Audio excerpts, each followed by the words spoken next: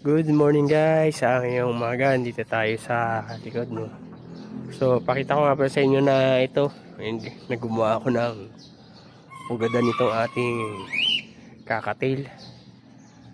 Sensya na medyo DIY lang at saka nagano lang ako ng mga reta-retaso na pang gawa para makabuo lang nito. So, ito dito sa ito kung nakikita nyo, ayan. Dito sa bali sisigilin pag ayan siya.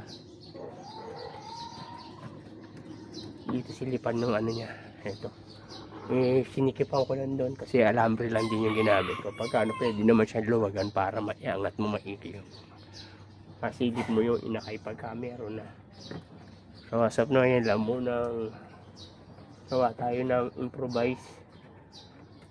Tignan natin kung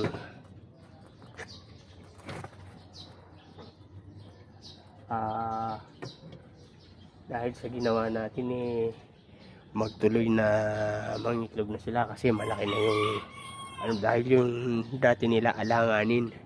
Sabi rin nung mga pininsan ko na nag-aalaga ng mga ibon, maliit yun para sa kakatail, pang African lang yun. So ayun, gumawa ko na medyo malaki.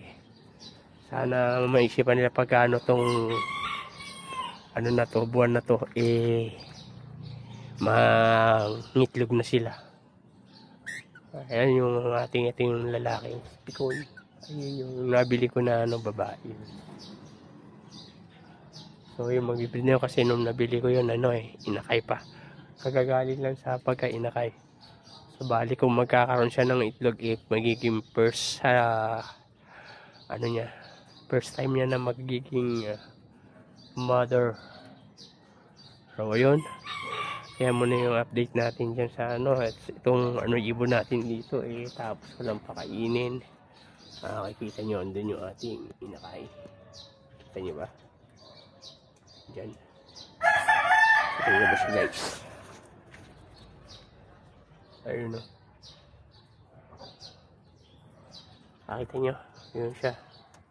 Yan, nakayup-yup yung ating nag-iisang sa sobrang init talaga, hindi ngayon nang maayos yung mga ibon kasi sa init. Buti may pala isa. Ito nga isa natin dalawang beses umitlog. Yung una walang similya yung isa, tapos yung isa crack, may crack, tapos itong dalawa niya yung isa talaga walang similya.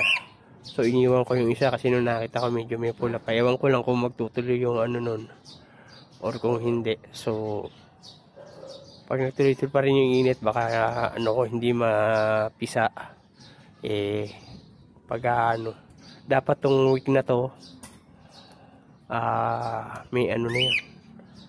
By next week pala mamimisa na uli yan dapat. So tingnan natin pagka kukunin ko na yung itlog para maobliga uli sila mag-mitlog uli ng bago. So ayun muna yung update natin dito guys. Pagka update ko na ulit kayo sa mga alaga natin. So maraming salamat. Thank you guys for watching.